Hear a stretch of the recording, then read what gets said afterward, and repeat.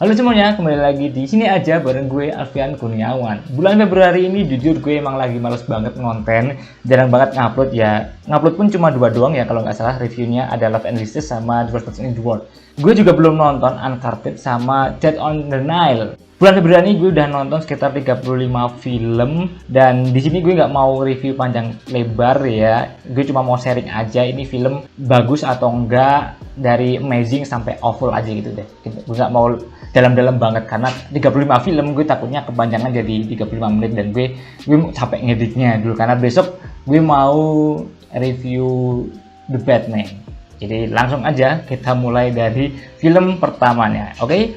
Ada The Dog Who Wouldn't Be Quiet. Ini gue taruhnya di bed ya. Kenapa taruh di bed? Padahal kalau di mata kritikus itu film ini bagus ya. Namanya di mata kritikus, dia melihatnya dari sudut pandang mana gue nggak tahu. Tapi khusus gue sendiri ini kurang efektif lah. Rasanya itu kayak paruh ketiganya itu udah mulai berantakan, nggak tahu ceritanya kayak gimana gitu. Oke, lanjut ada Drive My Car ya. Ini udah jelas banget gue taruhnya di amazing ya. Apalagi ini udah masuk Best Picture Oscar, Best Screenplay-nya di Oscar, sama International Feature Film-nya di Oscar, director juga Ryosuke Hamaguchi. Jadi kalau kalian mau lebih tahu lanjutnya gimana ini film, bisa kalian tonton di Klik Film besok tanggal 2 Maret juga. Itu kalian bisa lihat reviewnya. Tapi ini pokoknya menurut gue ini adalah masterpiece, walaupun ceritanya simple tapi kaya banget, layernya juga pokoknya mantap dah, puitis juga nih film, pokoknya indah dah ya, recommended lah pokoknya ya. Drive My Car tuh amazing, harus kalian tonton.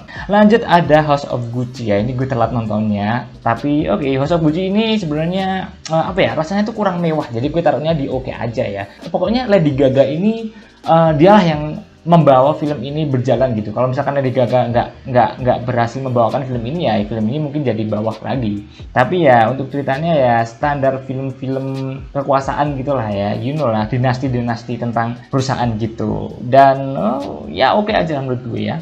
Lanjut ke After Love. Ini juga film ini gue tahu setelah pengumuman BAFTA, aktrisnya ini masuk ke best aktrisnya di BAFTA, nominasi best aktris. Jadi gue tonton After Love dan gue suka After Love. Dia tuh rasanya kayak tenang tapi mendalam gitu loh, rasanya tuh kayak ya ada depresinya juga. Well, gue taruhnya di good atau great ya. Di great aja. Gue taruhnya di great ya. Oke, After Love ya.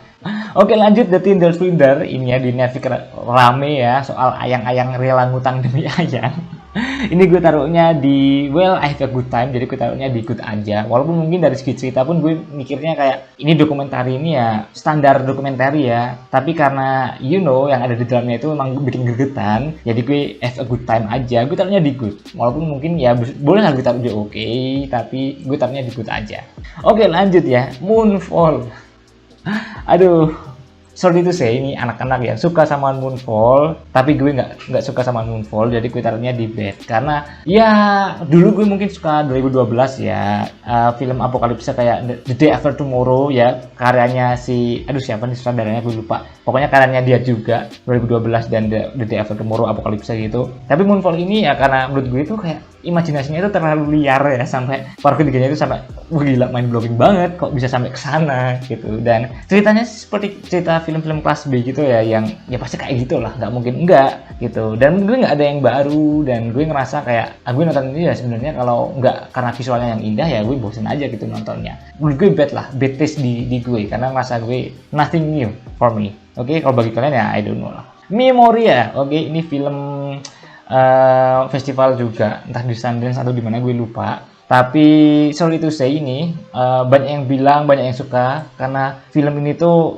memberikan sebuah pengalaman yang baru gitu. Tapi menurut gue pengalaman pendengaran dan visualnya itu capek buat gue, karena film Memoria ini panjang cerita itu cuma dengerin dia, lu lihat dia nyari suara yang dia tuh nggak tahu tuh suara apa, dan sepanjang 2 jam tuh kalian tuh kameranya itu statik banget, lu cuma dengerin suara doang. Dan sumpah kalau kalian udah kesempatan untuk nonton film itu tuh sebuah tantangan tersendiri ya. Kalau kalian betah nonton 2 jam lebih nonton film ini tanpa skip, gue akuin kalian keren banget. Tapi menurut gue ini gue capek setelah 1 jam pertama nonton tuh, gue kayak aduh skip lah per berapa detik itu. Gue taruhnya di sorry itu say. Oke, terus gue nonton Aziz Ansari ini berikutnya. Night Club Comedian. Ya gue tuh lagi capek jadinya gue butuh hiburan-hiburan gitu. Jadi ini gue taruhnya di good. Lihatlah gue bareng mager banget ngonten, jarang ngupload karena gue kayak dapat filmnya juga yang kok jelek-jelek gitu. Dan gue kayak kenapa gue gak nonton film-film yang lawas yang bagus-bagus gitu. Karena gue kayak pengennya yang baru-baru lah. Gue pengen jabanin dulu yang baru-baru ini kan. Gue pengen up to date gitu. Dan kok dapetnya jelek gitu. Oke, fine, lanjut ke The Long Goodbye ya, yang ada di Sound of Metal ya, Riz Ahmed ini. Dan gue ini short movie masuk nominasi Oscar. The Long Goodbye ini gue terkejut banget dan gue nggak mau ngasih tahu ke kalian. Pokoknya kalian tonton sendiri aja, singkat juga videonya, filmnya pun short movie juga di YouTube. Jadi gue taruhnya di grade karena ini bener-bener kayak nyentuh banget, langsung dep gitu loh ke hati gitu. Jadi gue langsung di grade aja. Long Goodbye kalian wajib tonton sih, cuma 11 menit doang kalau nggak salah. Oke, lanjut ada The Dress ya, ini juga short movie yang nominasinya ada di Oscar dan ini gue taruhnya di oke aja karena walaupun ya dalamnya tuh bagus sebenarnya ceritanya, tapi menurut gue eksekusinya ya oke aja gitu. Ceritanya kayak mau ke klise ya, tapi eksekusinya cukup bagus sih. Tapi menurut gue ya udah oke, itu udah di level aman lah menurut gue, nggak sampai good karena rasanya kayak ada aja rasanya kayak enggak lah, ini nggak di level good lah. Oke, The Dress. Lanjut ada The Windshield atau apa ini gue lupa nama judulnya, tapi ini juga short movie juga yang masuk di nominasi Oscar. Pokoknya best short animated film, dan ini menurut gue desain animasinya itu apa ya, kayak lukisan abstrak gitu dan gue suka, dan mendalam juga tentang arti sebuah cinta. Ini kalian langsung tonton aja, ini good, filmnya di good ya, ini keren pokoknya. Aduh, ini Through My Window ya, ini di Netflix, dan ini tuh kayak apa ya, anak-anak remaja, cewek-cewek gitu yang suka wetpad tentang romansa cinta gitu, kayak imajinasi mereka gitu dituangkan dalam sebuah wetpad dan dituangkan lagi dalam sebuah film. Nah, jadilah film Through My Window ini. Dan it's not my taste, sorry, dan gue akhirnya taruh Through My Window di awful. Sorry tuh saya, gue ngasihnya cuma bintang 1 doang di Letterboxd. Nggak cocok di gue, sorry to say. Tapi mungkin bagi kalian yang remaja, cewek-cewek gitu pasti suka sama Through My Window, maybe. Kita lanjut ya ke For Good Days. Gue nonton film For Good Days ini karena dia masuk nominasi Best Song kalau nggak salah ya di Oscar. Dan gue penasaran, dan ternyata ada Mila Kunis juga sama Glenn Close. Jadi gue cari-cari musiknya, denger kok kayaknya nggak ada yang bener-bener dapet di aku feel-nya. Jadi ngapain Oscar masukin nominasi Best Song For Good Days? Dan For Good Days pun aslinya untuk rankingnya pun gue taruhnya di oke, karena ceritanya itu kayak Mila Kunis ini tuh dia seorang drug addict gitu, dan dia tuh mau berusaha sembuh gitu, nggak mau konsumsi lagi, dikasih kesempatan sama dokternya gitu kan sebelum dia disuntik itu atau apalah, itu 4 hari lah. Nah, makanya ada judulnya For Good Days ini, dan dibantu sama ibunya gitu. Tapi ya gitulah, gue nggak mau ngasih tahu lebih lanjut. Pokoknya ini film gitulah. Oke ya, kalian bisa melihat sendiri, oh ini filmnya oke. Jadi kalau kalian tesnya sama kayak gue, mungkin bakal merasa oke, mungkin gue bisa lah mempertimbangkan sendiri ya mau nonton atau enggak. Oke, lanjut ada Audible, ini juga short movie, nominasi Oscar juga. Ini gue taruhnya juga di oke. Gue suka nih karena dia tuh soal community dev gitu ya, kayak Koda gitu. Jadi gue suka yang berbau-bau dev community gitu, kayak Sound of Metal gitu, karena gue ngerasa pengen engage dengan mereka, pengen merangkul mereka gitu loh. Gue pun juga belajar bahasa isyarat gitu kan, kayak mama, papa gitu, sia. Itu gue udah lupa. Tapi punya ini Audible, konsepnya bagus, cuma ya lagi-lagi eksekusinya kurang. Lanjut lagi ada Love and Leases, gue juga udah buat reviewnya ini Love and Leases, dan gue kasih nilainya sih 5 sih ya. Di sini gue masuknya di oke atau meh ya. Gue nya di meh aja sih, karena sebenarnya walaupun ya gue terhibur juga ya, ini tontonan hiburan aja, dan dia tuh kayak nanggung gitu loh, mau ngasih edukasi atau mau ngasih topiknya itu kayak nanggung-nanggung aja gitu. Yang penting ngasih hiburan gitu loh, dan gue fine. Lebih lanjut kalian lihat di reviewnya. Lanjut ada The Privilege, ini di Netflix juga ya, ini dari Jerman. Pokoknya soal basic banget lah, formulik banget gitu, di bed aja ya. Pokoknya itu aduh gue lupa lagi. Ya kalian tonton aja lah sinopsisnya ya. Pokoknya gitu deh. Gue kayak ngerasa endingnya tuh murah banget, dan ya mau ngetus gitu kayak film-film tahun 2000-an mungkin ya. Kalau film ini rilis tahun lalu dulu mungkin masih bisa lah, kita masih engaging gitu. Tapi berantakan sih, menurut gue berantakan. Narasi ini berantakan. Oke, lanjut ya, ini Kimi ya. Oke, Kimi. Ini banyak juga di Letterboxd pada suka Kimi, tapi sorry gue nggak begitu suka sama Kimi. Wait, gue nggak begitu suka sama Kimi. Sorry, bukan awful, tapi gue taruhnya di oke aja ini Kimi. Nggak sampai gue nggak ngasih nilai sampai 6 atau 7 gitu ya. Gue naruh Kimi itu di nilai nomor 5 aja, karena emang Kimi itu kayak thriller crime gitu ya, dia rasa-rasanya, tapi kayak kurang aja rasanya gitu.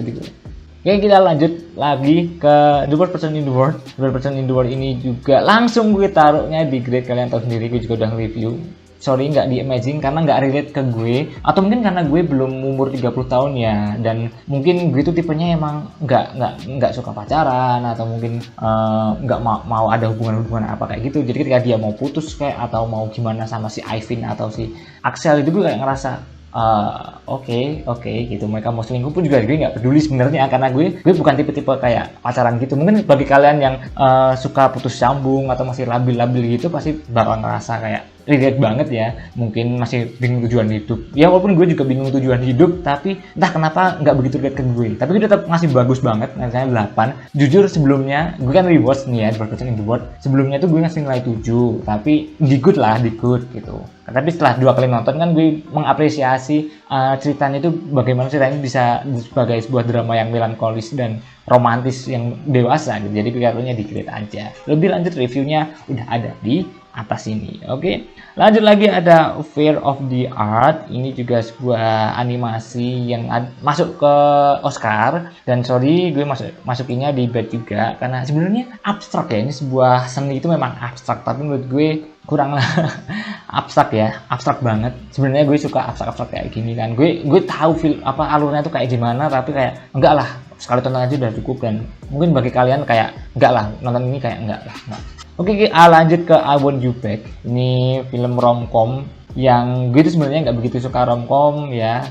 Kayak dulu juga romcom kan, tapi kan eksekusinya bagus banget, penulisannya bagus, dan I Want You Back ini juga kayak apa ya, agak cringe, klise atau apa, cheesy ya, silly gimana gitu, tapi I have a good time gitu. Karena eksekusinya, chemistry antara dua tokoh utamanya ini, gue lupa nama aktor aktrisnya, tapi pokoknya ini good lah. Menurut gue itu I have a good time nonton film ini ya. Dibandingin sama ini nih, yang lanjut ada Marry Me. Ini romcom yang mungkin standar banget romcom zaman dulu gitu kan ya, fairy tale gitulah, seorang bapak guru matematika ketemu sama artis penyanyi terkenal gitu.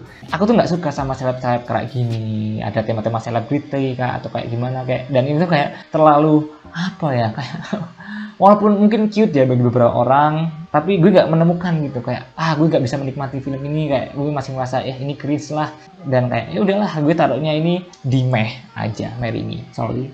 Lanjut, gue nonton JFF ya, Japan Film Festival, sekarang udah ditutup. Dan gue nonton yang gue lihat dulu dari review banyak orang itu kayak Dekat Ramen itu bagus, jadi gue nonton Dekat Ramen. Tapi gue banyak tuh pada ngasih di waktu sampai 8 atau 9, tapi gue taruh dikut aja, gue ngasih nilainya 7 aja. Dekat Ramen bagus sebenarnya, rasanya nyaman gitu kan. Perjuangan seorang bapak tukang ramen ini yang dedikasinya tinggi banget ke pelanggannya, ke mendiang istrinya, ke apprentice-nya gitu. Tapi gue rasa ya ini di level good aja, karena mungkin gue gak begitu suka sama narasi atau direksinya gitu, kayak penyutradaraannya itu kayak gak cocok mungkin di aku. Tapi ini it's still good movie.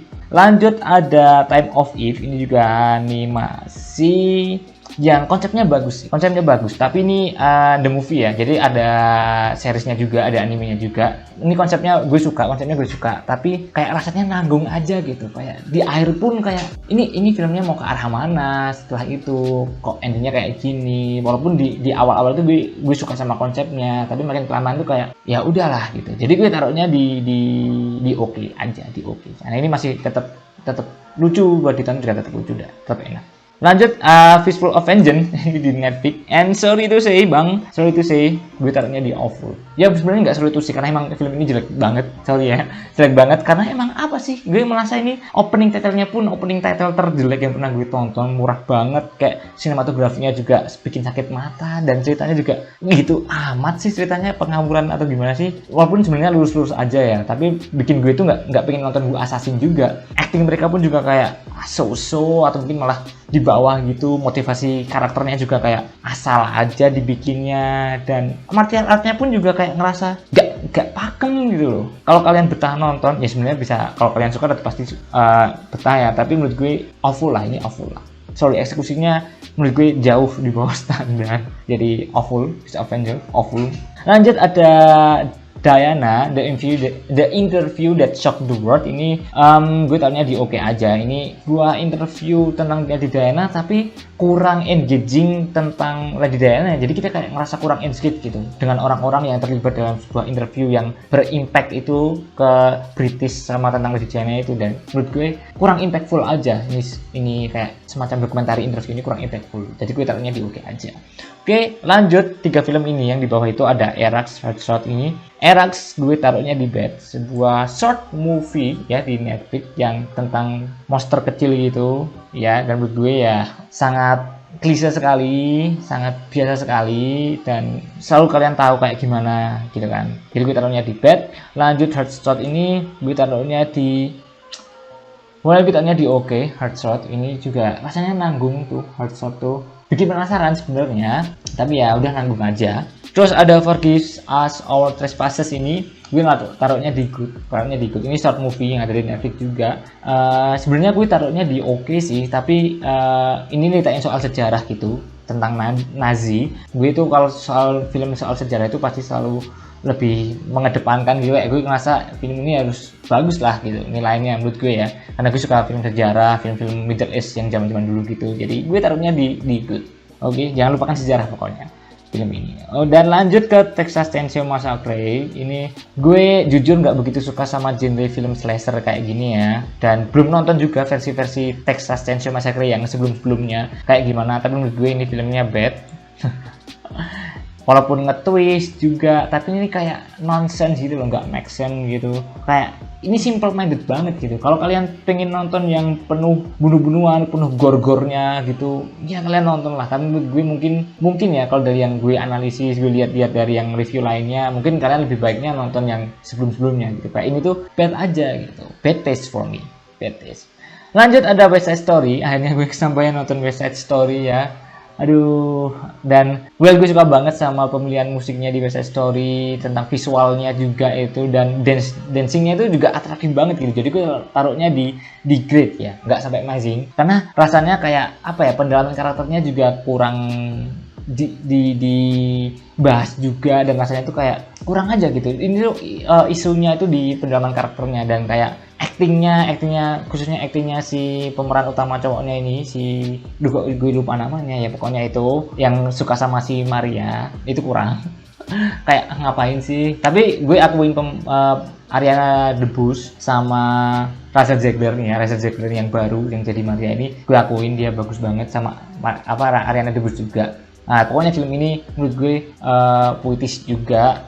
Gue suka sama yang berbau Shakespeare juga sebenarnya. Ternyata gue suka Shakespeare juga ya, atau drama panggung gitu, stage play. Karena kayak Tragedi Macbeth pun gue juga suka gitu, walaupun banyak orang yang susah mendapatkan esensinya, tapi gue suka. Dan West Side Story ini gue juga suka. Gue taruhnya di grade. Oke, lanjut ada Fairy Tail. Ini langsung aja awful, dan udah gue nggak usah nyaranin kalian kalau mau nonton, nggak usah, ini awful, stop, nggak usah tonton. A Banquet ini juga premisnya bagus sebenarnya, psychological horror gitu, tapi kurang penggaliannya sebenarnya udah cukup bagus, cuma kayak eksekusinya kurang aja, bikin ngantuk, gatal gitu. Jadi gue taruhnya di di meh aja. Banquet di meh, oke. Sebenarnya gue mau taruh di oke, tapi di meh aja. Dan Let's Eat ini short movie juga.